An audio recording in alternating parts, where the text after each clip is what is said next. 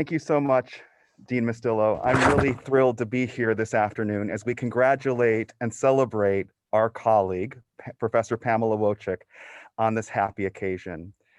As a very tough semester draws to a close, it is an absolute delight to focus on something great, and awarding Pam the Reverend Charles E. Sheedy Award for Excellence in Teaching certainly falls under that category. It's really gratifying that Sarah, Pam, and I, along with a few assembled people here, are gathered in the beautiful Browning Cinema today, because this is the room where Professor Wojcik has inspired hundreds, and I just cleared the right to say thousands, of Notre Dame students to view cinema through new critical lenses. Pam's courses are the kinds of classes that make you want a time machine so that you can go back and attend college all over again. For example, with Dr. Wojcik, students can study global cinema, Sinatra, the Hamilton phenomenon, and my personal favorite, the movie musical. Pam's former chair, Jim Collins, describes these as legendary must-take before graduating classes, and the enthusiasm with which students talk about them certainly affirms that description. Students leave her classes not only better readers of cinematic texts, but finely attuned to how movies reflect and shape attitudes about gender and sexuality, race and ethnicity, childhood and age, and other complex issues and identities. This, to me, is really at the heart of Pam's teaching. She not only trains students in formalist techniques, which is of course important, but also in how to understand the social worlds of movies and the people who make them. In one student's nominating letter for this award, she described Pam as opening her eyes to new ways of reading cultural texts, and for teaching her many of the skills that could be put into other classes and in her career. Quote, Pam has a reputation for being tough but fair. And if you ask any of her former students what it was like taking a class with her, they will probably tell you that although they had to put in more work than almost any other class, none of that work was ever in vain. They will tell you that their work in Pam's classes made them better writers and critical thinkers, and that in one class, in one semester, they learned more than entire years of their education. As in all of Pam's nominating materials, that student went on to describe her as a professor who goes far beyond the call of duty. Her colleagues agree with this sentiment. When I asked a few folks from the Department of Film, Television, and Theater to reflect on working with her, they not only pointed out that she performs many small acts of kindness, such as bringing popcorn to her evening screenings, but like in her teaching, she serves as a model of generosity. Pam's colleague, Siri Scott, told me that the popcorn actually says a lot about Pam's teaching style. As Siri put it, Pam, quote, never forgets that the experience of a communal screening should be pleasurable, and that students should take their time, savor the magic of movies, and have a lot of fun along the way. To me, this says a lot about what Pam can teach all of us as moviegoers, teachers, and scholars. Anne Garcia Romero told me that Pam generously shares her expertise with her students and her junior colleagues by serving as a mentor and offering insight, compassion, and wit. Like Anne, I have personally benefited from this very spirit of generosity. For example, last year, with nothing at all in it for her, Pam read an article manuscript that I was working on and Zoomed with me from a different continent to offer feedback. I can admit now that I was actually a little nervous at the time because Pam is such a brilliant writer and scholar, and she's not exactly shy with her opinions either. However, in that meeting and in so much of what she does, Pam leads not only with passion for the subject matter, but just as importantly, with tremendous kindness. Her surname might be impossible to spell, but she is clearly easy to work with and learn from. Pam's contribution to the College of Arts and Letters go far beyond the classroom, and she has served in a variety of service and leadership positions over the more than 2 decades she has been in. Most recently, she assumed the chairship of the Department of FTT, where she has already implemented measures and programming geared towards racial justice in the arts. Beyond that, she is an excellent role model for keeping one's sense of humor in the world of academia. Anyone who saw Pam's performance earlier this semester in a video encouraging people to wear their masks can attest to her deadpan sense of humor and her wickedly funny way with words. Perhaps unsurprisingly, Pam's scholarship is just as provocative and innovative as her teaching. She is the author or editor of many books and volumes, way more than I can possibly describe here, but they include work on American cinema, urbanism, gender, genre, and film stardom. Her two most recent books examine such disparate but fascinating subject matter as the figure of the urban child in American film and fiction, and the cultural icon of Gidget in relation to girlhood and media. Currently, she is a 2020 recipient of a Guggenheim Fellowship and is working on a book called Unhomed: Mobility and Placelessness in American Cinema.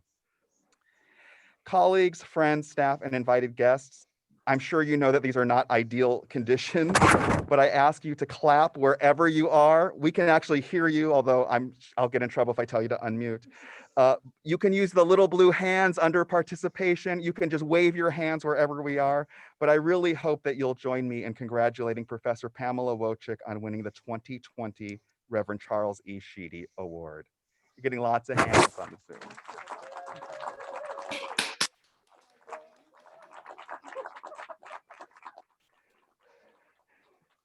Humans, hi screen humans. So as Jason and Sarah said, we're in the Browning Cinema today in the DeBartolo Performing Arts Center. And I wanted to speak here because this is where much of my teaching has happened over the last 2 decades. And also because I wanted to mark and record what teaching looks like this year during the pandemic. Of course, we had a technology problem. So normally you would be able to see the classroom, but we couldn't do that. So yay, 2020.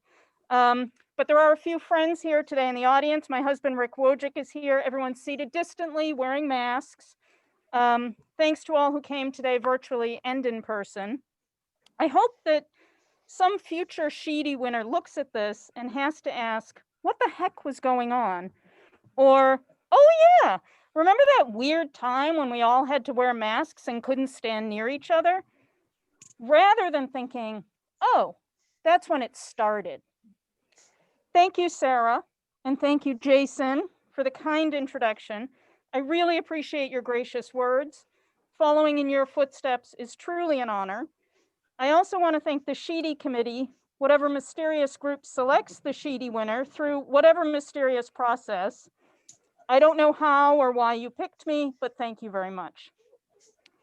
I am very honored and humbled to receive this award. Having sat on the Provost's Advisory Committee the last 3 years, I know that Notre Dame walks the walk when it says it cares about teaching. I look around me at Notre Dame, and especially the College of Arts and Letters, and I see so many amazing teachers.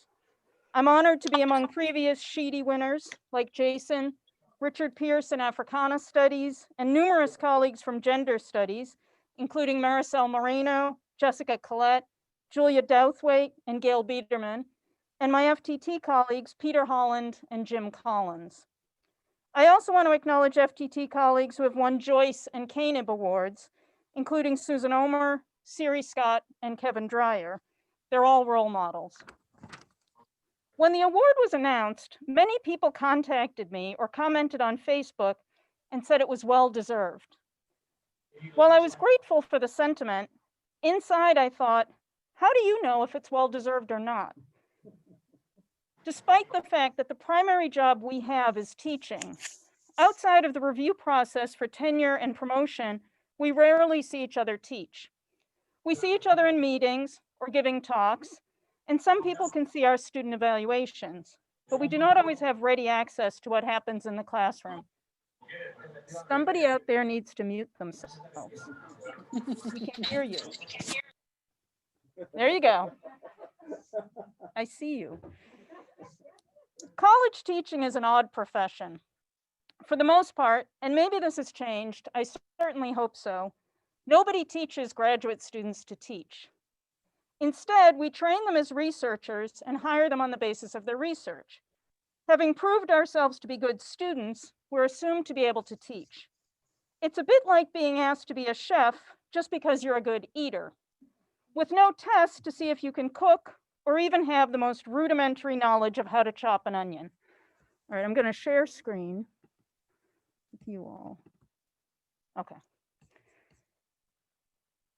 Great. So we pick it up on the streets, or in my case, at the movies. Uh-oh. Wanna go? The time has come for closing books, and long last looks must end. And as I leave, I know that I am leaving my best friend, a friend who taught me right from wrong and weak from strong. That's a lot to learn. What can I give you in return? If you wanted the moon, I would try to make a start, but I would rather you let me give my heart to serve with love.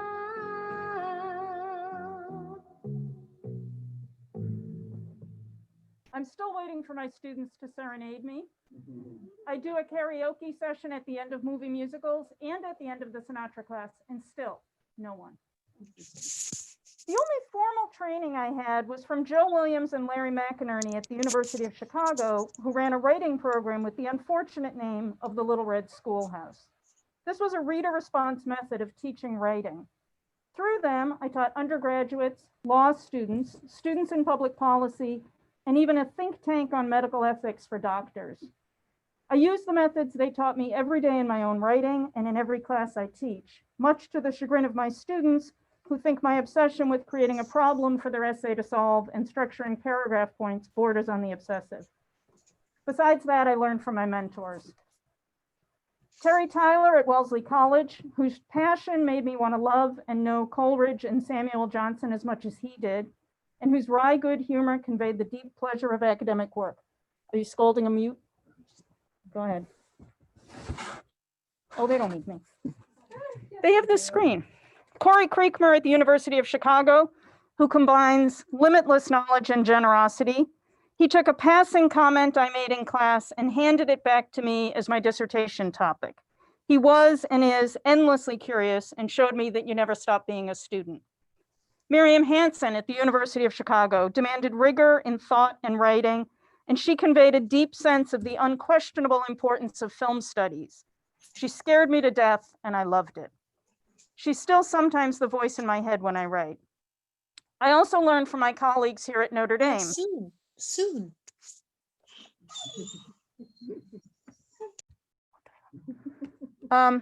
Someone out there needs to mute their thing. I think you're talking to a dog. This is going to be great for the archive, right? This is really going to convey 2020 in all its mystery. Colleagues at Notre Dame, I had the great good fortune to co-teach with Chris Becker, Barbara Green, and Jim Collins. Chris has a deep respect for students and an enviable ability to meet them where they are with a constant connection to the now of their lives. Barbara has a remarkable ability to have students engage at a very high level and develop a brilliant conversation from just a few prompts. She works tirelessly, but makes it all feel spontaneous. Jim is absolutely brilliant, dazzling, an artist at the blackboard. He takes the students on dizzying rides to intellectual sites they could not have predicted, raising the bar for the students and making them want to reach that height. I also learned from my students, too numerous to name, their passion, their engagement, their questions, their humor, and their openness to me help me approach subjects anew every time. And their frustrations and failures also help me figure out how to reframe things and try again. After 22 years, I'm still a bit surprised to even be here at Notre Dame, let alone win the Sheedy. I'm not an obvious fit for Notre Dame. I have no interest in football. For my job talk, I gave a presentation on queer camp performance focused on the British Carry On comedies and the actor Kenneth Williams. I wanted to be sure they knew what they were getting if they hired me.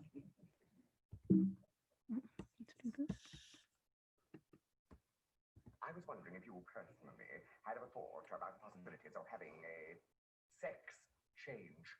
Well, as a matter of fact, I'm quite happy as I am. But thank you very much, Sir Herbert. No, I don't mean you. I mean, generally speaking. Have you ever known of a case of a man turning into a woman? No, but I've heard of one who turned into a one-way street. No!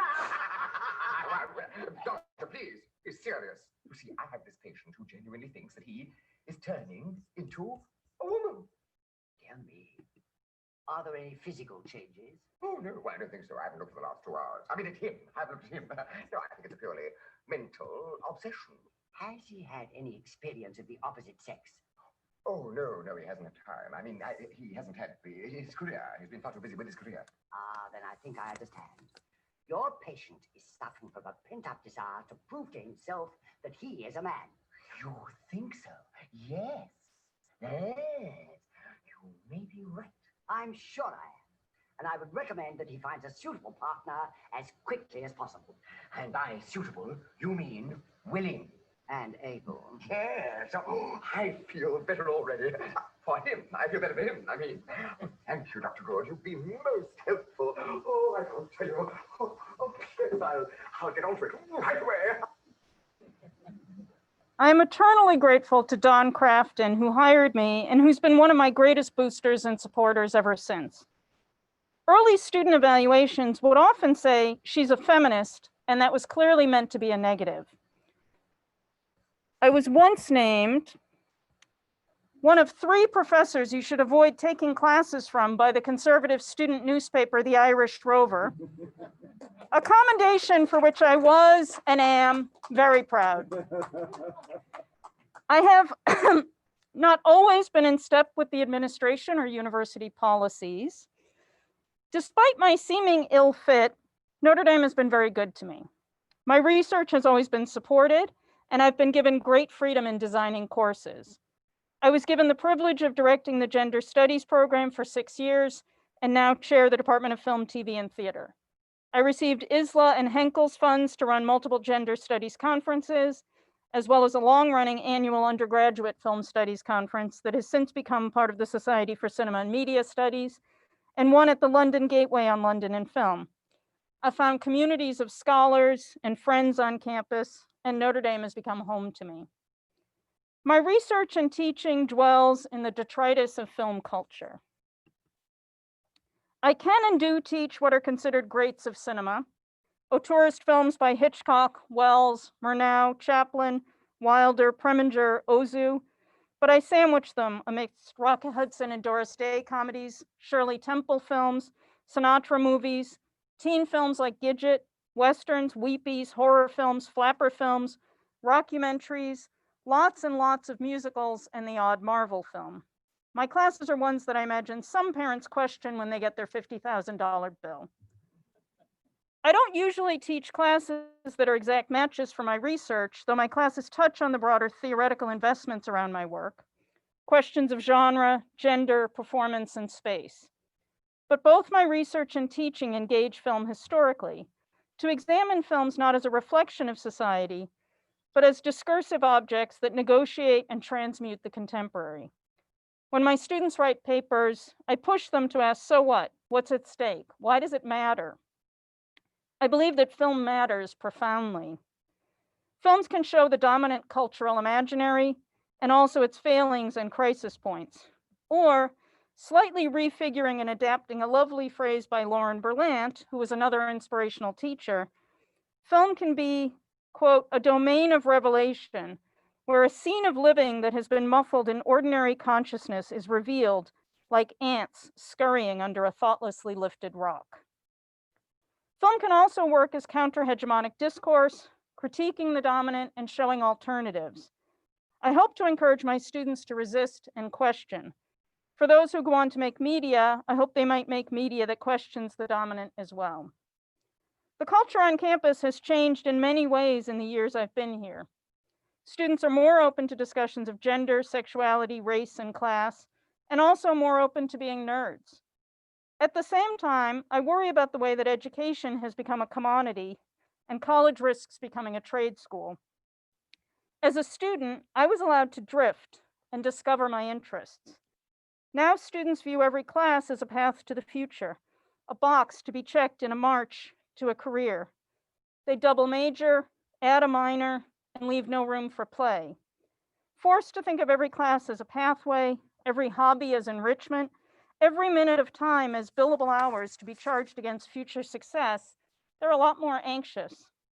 Advising students, I've become the old hippie trying to talk them out of double majoring, or trying to send them to take art history or music, because it will make them better film and theater makers, sure, but also because it will make them better people, a message that seems very strange to them. This is a particularly apt year to reflect on teaching. COVID-19 has revealed inequities among our students that we usually deny, or that are obscured by the seeming sameness of their lives in dorms and in our classrooms. Anti-racist movements have revealed how far we have to go to address deep rifts in our society and our classrooms, and inequities in how our BIPOC students and colleagues experience the university are now magnified.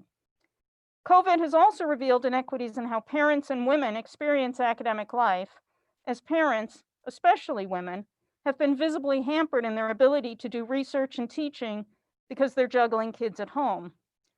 But of course, these issues are not new. From my experience, I can speak to the fact that for a long time, parents, and particularly women faculty, have had to act as if having kids does not impact their lives. Asking for any accommodation in terms of class times or meetings was seen as weakness or a lack of commitment. Similarly, anyone who might have questioned the need for in-person meetings due to parental obligations or commuting has felt judged and found wanting. I've been a commuter for 22 years, and until very recently, that option was looked down upon. People may question the commitment of parents or commuters, but when I was a mom with 2 kids under 10, running the gender studies program, driving 100 miles each way to work, often in terrifying snowstorms, and frequently having to bring those kids with me because their school breaks never, ever matched up with mine, nobody should have questioned my commitment. And many thanks to Linny Kay and Gender Studies, who helped occupy my kids with crayons so I could go teach my classes, and to the many students who babysat them on campus. And thanks to my kids, Sam and Ned, for taking those rides and being a part of my life here at Notre Dame as well as at home. This isn't just about me. Many of my colleagues are parents and or commuters and have had to work extra hard to seem like those are not complicating factors. Driving 4 hours round trip to meetings that last an hour. Being asked to come to campus on days they don't teach and don't have daycare. Asked to meet early in the morning or late in the day when childcare demands are highest and being unable to refuse because they needed to match expectations that didn't consider their needs at all, without anyone stopping to ask why those expectations were in place and whether they were actually important. And my colleagues have all had to juggle those demands in departments that were much less pliant than mine, where I had very sympathetic feminist chairs in Don Crafton, Peter Holland, and Jim Collins. I also had a husband, Rick Wojcik, who adjusted his work schedule to complement mine so he could pick the kids up from school and make dinner, an option not available to all co-parents. One hopes that post-COVID, we can be more open to scheduling meetings online, accommodating caregiving needs, recognizing the fact that having a life does not negate being committed. COVID also makes us reflect on teaching and its importance, as we've all had to consider whether and how it's worth the risk to teach in person amidst a pandemic.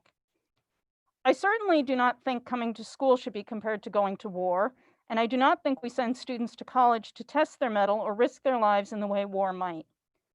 I do think it's important for them to test their mettle in other ways, to help them become autonomous, to discover aspects of themselves they couldn't see otherwise, to forge connections with people they may not have met otherwise, and to expand their knowledge and open their minds. That's why all of us who are able opened ourselves to risk this semester, to forge those connections and open those doors. COVID also forces us to reflect on how to teach. This summer, I attended multiple KNIB sessions, and as department chair, organized workshops with faculty in my department to think about best practices for Zoom, how to manage the dreaded dual delivery, how to do interactive work with masks and distance, how to address anti-racism by rethinking syllabi and classroom dynamics. These conversations were delightful and invigorating, as we do not often focus on what we do. I mean, we grumble, we complain, we talk about how much we have to do, how many papers to grade, but we do not often discuss what we do in the room, how we do it, or how we might do it better. These reflective practices are something I hope we can continue. My fear in the context of COVID is that education risks getting reduced to content delivery. Certainly, pre-recorded lectures and asynchronous learning have been vital, particularly for those offering classes exclusively online. They help meet the needs of students in different time zones or without consistent access to Wi-Fi, or those who are sick, and they help lessen the exhaustion attendant upon constant Zooming. And certainly a Google form or forum post on Sakai can be a useful way to have students reflect on readings and prepare between live class meetings. The Canib Center and the OIT have done a fantastic job helping us all learn how to make engaging asynchronous material. However, if we think of teaching as merely content delivery, we lose a great deal. Many things can be taught by video, such as how to make a sourdough starter or fix your car, a spin class on a Peloton app, or maybe a master class in those crucial onion cutting skills.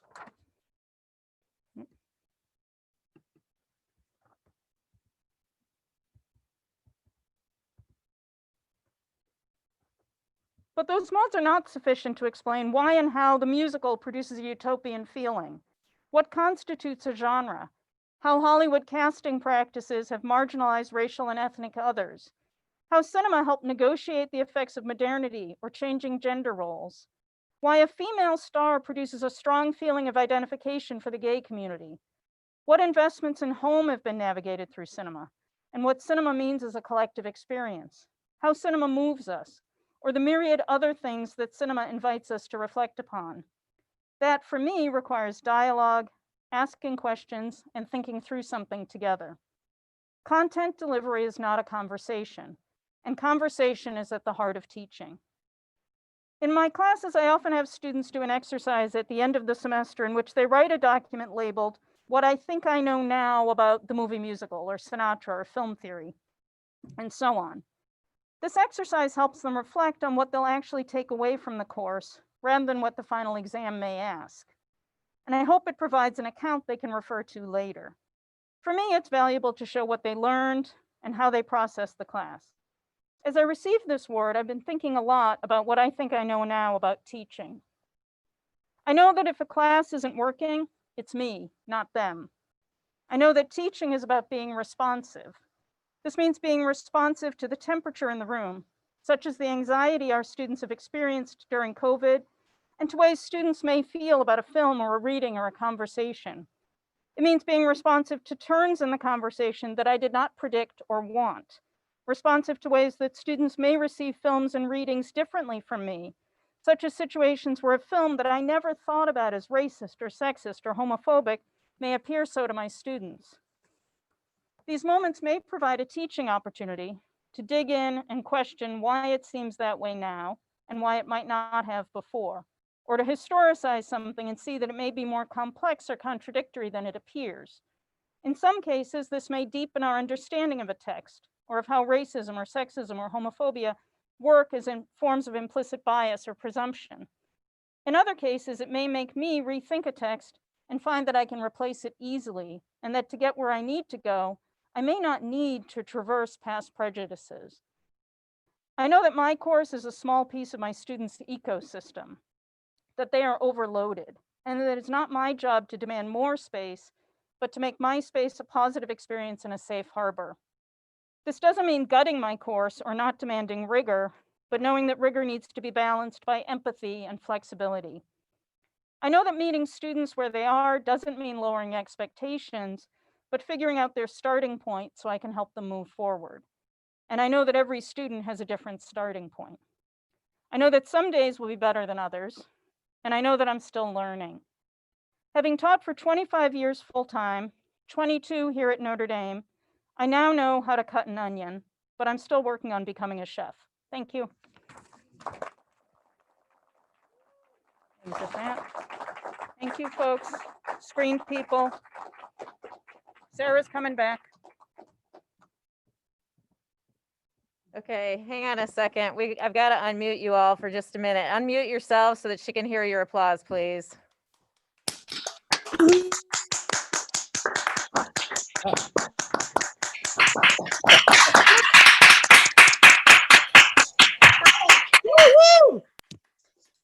Thank you. Okay, mute yourselves again. All right, thank you so much, Pam. That was everything I hoped it would be. It was funny, it was provocative, it was inspiring. Thank you so much. And I also have to say that, Matt Z couldn't be here today, and he was very worried about how the technology would go and my ability to manage it. But another new title for Pam is tech support, because lots of things went wrong here, and she was just smooth as could be and had everything under control. So hats off for that too. I regret that we cannot host a reception and raise a glass of wine to Pam right now because of COVID. But I'm so glad that some of your family and friends and colleagues could be here in the Browning today to celebrate live and in person, distance and with masks on, of course. So I want to take this opportunity to present you with the plaque. I will sanitize my hands first. Oh, hang on. You can do it like you do it in class. You put it down and then Yeah. Okay, so hands being sanitized.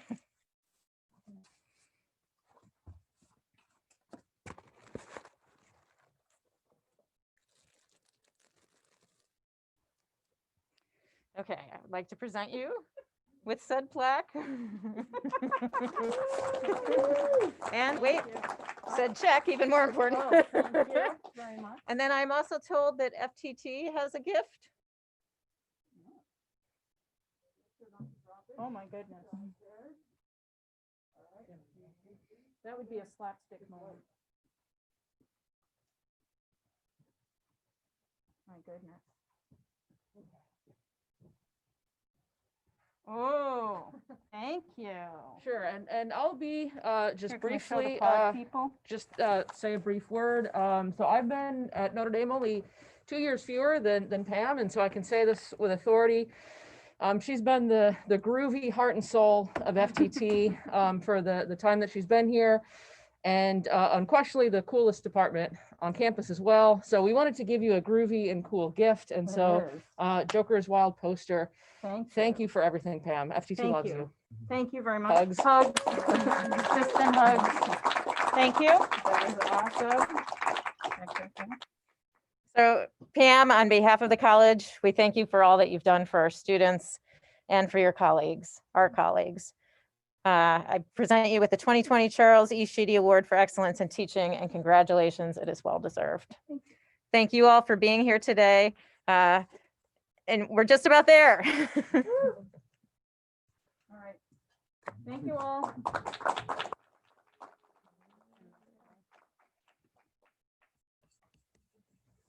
Bye, folks. Thanks for coming.